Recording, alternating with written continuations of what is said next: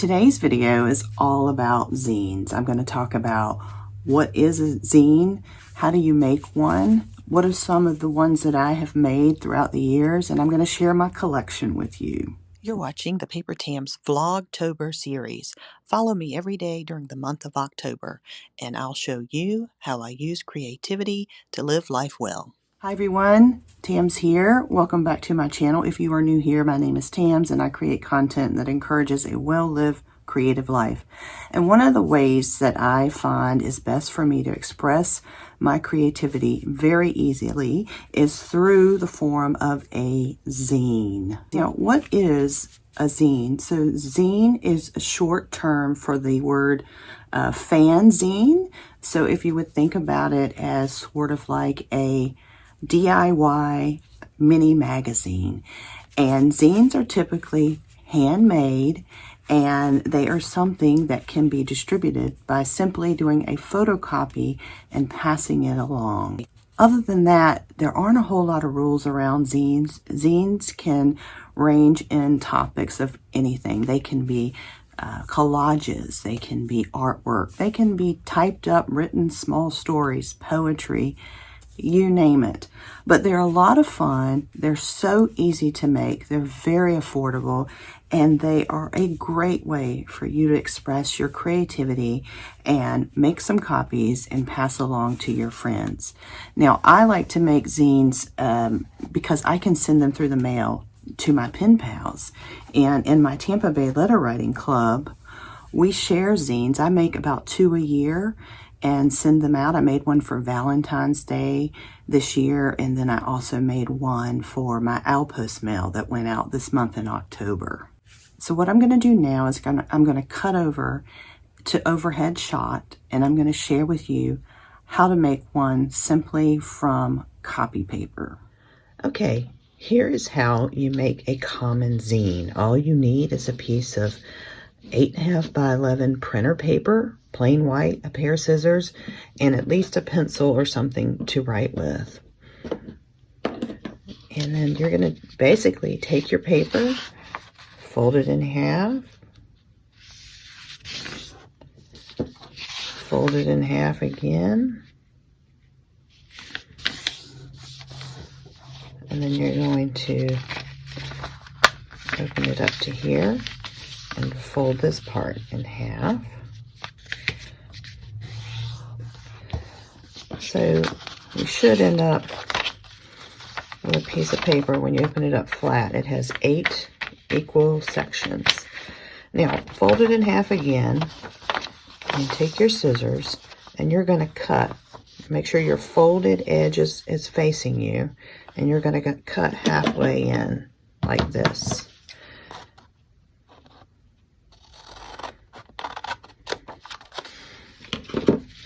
When you open it, you should have a little split in the middle. So fold it like so, push it together, and then it will naturally start to form a little booklet.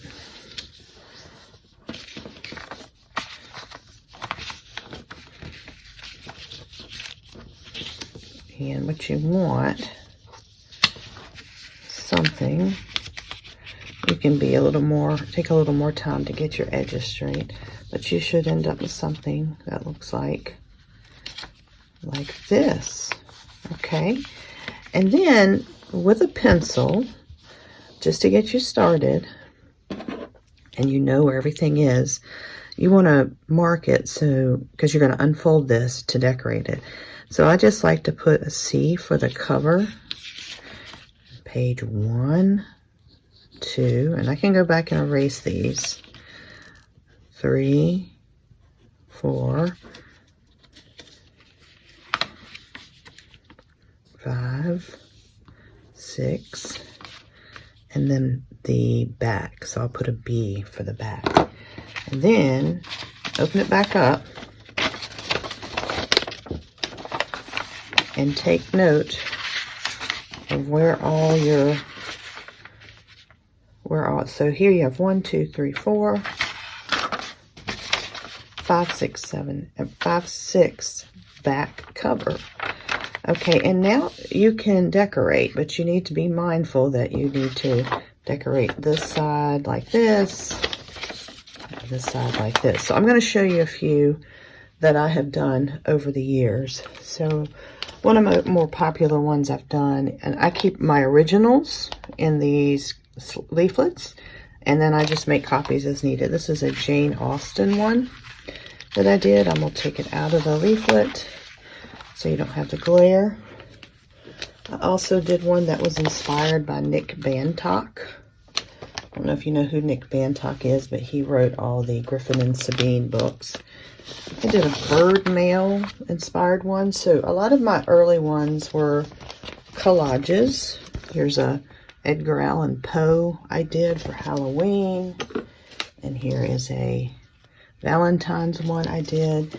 And then lately I have also been doing some where I add a little bit of my watercolors and writing. So this one here, and I've got a print of it. Let me open it up. It's called The Gnomes of Cortland Cottage. I did this in 2019. Let me unfold it first so you can see what it looks like when you run it through the copy machine, and then you fold it. So this is about a little story I've been telling for several years now through my letters to children. And there are 3 gnomes that live at Cortland Cottage. There's Gerard. Gerard is the gardener at Cortland Cottage, and he does some cooking, but he's the tallest gnome.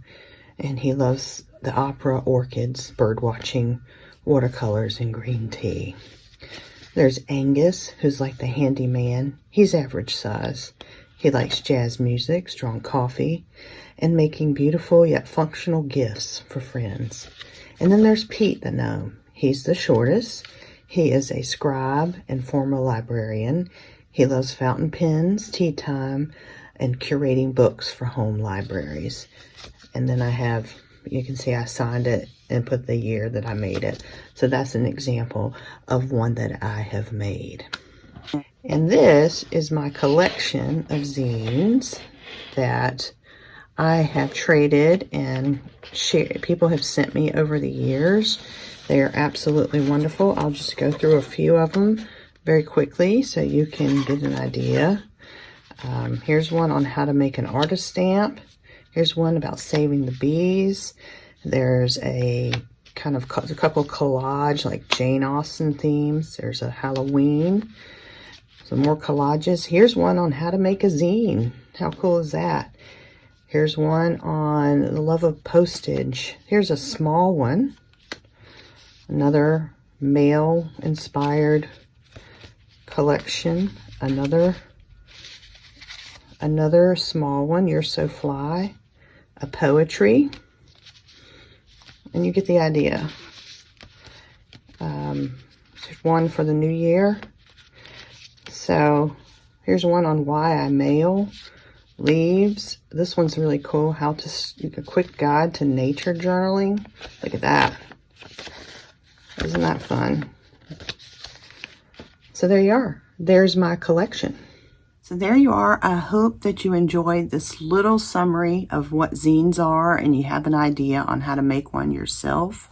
I encourage you to try to make one, even if you just start with a collage. A collage is the first zine that I started with, and I found them to be a lot of fun, very manageable, and I didn't have to think too hard. And as I made them, I started to want to write more and create little stories. And so the last few that I have made have been all around my Cortland Cottage gnomes. So I just sent one out. I don't want to show it here because not everyone has received it yet, but I just sent one out about the owl post station and the story behind it here at Cortland Cottage. Anyway, I hope you enjoyed, and I'll see you in the next video. Bye.